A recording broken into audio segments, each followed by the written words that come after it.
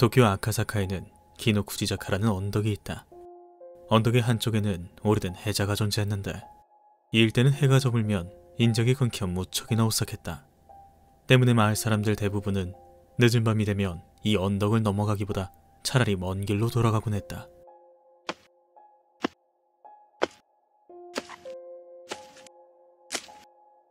그런데 어느 늦은 밤, 한 남자가 언덕을 돌아가려는데 어디선가 이상한 소리가 들려왔다. 풀벌레? 짐승 소리? 분명 여인의 울음소리였다. 다시 말하지만 이 일대는 밤이 되면 인적이 끊겨 사람의 왕래가 끊기는 것이다. 그런 곳에 여인이 홀로 울고 있는 상황은 도무지 이해할 수 없었기에 남자는 행여나 여인이 해저에 몸을 던질까 걱정되어 여인에게 달려갔다. 부인, 뭔가 어려운 일이 있는 것이라면 말씀하시죠. 제가 돕겠습니다. 여인의 차림새는 단정했고 누가 봐도 기품이 있어 보였다. 부인, 이곳은 밤중에 나다닐 만한 곳이 못 됩니다. 부탁이니 울음을 멈추고 일단 안전한 길로 같이 가시지요. 남자의 걱정 어린 부탁이 통한 걸까? 여인은 살며시 일어나 남자에게 다가갔다. 허나 여인은 우는 모습을 보이고 싶지 않은 듯 등을 돌린 채 소매로 얼굴을 가리고 있었다. 남자는 살며시 여인의 어깨를 토닥이며 함께 가자고 말했고 이에 여인도 살며시 고개를 돌렸다.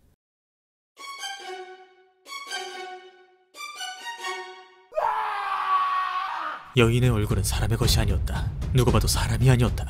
기겁한 남자는 비명을 지르며 무작정 도망치기 시작했고 그곳이 어떤 방향인지도 모른 채 컴컴한 밤길을 달리고 또 달렸다. 그러자 저 멀리 불빛이 보였다. 저 불빛이 반딧불이의 불인지 도적단의 불인지는 중요치 않았다.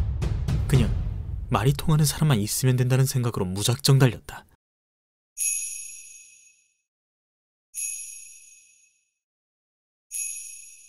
다행스럽게도 그곳은 웬 메밀국수 집이었다. 에헤, 이보시오.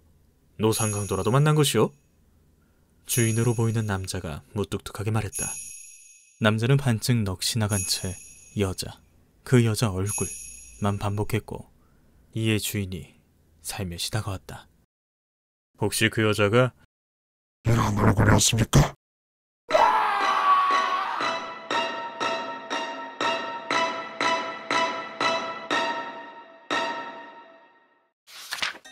라프카디오 헌, 1850년 그리스에서 태어난 영국인 작가로 말년에 일본으로 가 일본 문화를 공부하고 귀화한 사람입니다.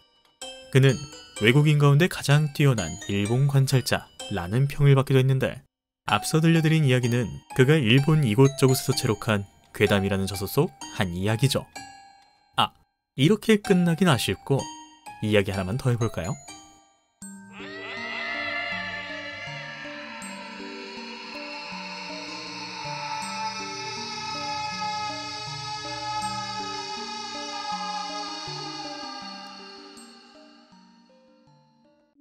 옛 단바국에 오소노라는 여성이 있었다. 어려서부터 영특하고 귀여웠던 그녀는 돈 많은 상인이었던 아버지의 지원으로 교토로가 상류층의 예의범죄를 배웠다. 그렇게 배움을 마친 오소노는 아버지의 친구인 나가라야라는 남성과 결혼해 아들을 낳았는데 무슨 이유 때문이었을까? 오소노는 갑작스레 병에 걸려 결혼한 지 4년 만에 죽고 말았다. 젊고 아리따운 오소노의 죽음은 가족 모두를 맘 아프게 했고 가족들은 그녀의 명복을 빌며 장례를 치러주었다. 그렇게 장례를 마친 밤, 아빠! 엄마가 돌아왔어요. 오소노는 병으로 죽었다. 때문에 오소노는 돌아올 수 없었다. 그런데 어린 아들은 엄마가 돌아왔다며 2층 방에 엄마가 있다고 말했다. 그런데 엄마가 좀 이상해요. 엄마를 불러도 싱긋 웃기만 하곤 말을 안 하셔요.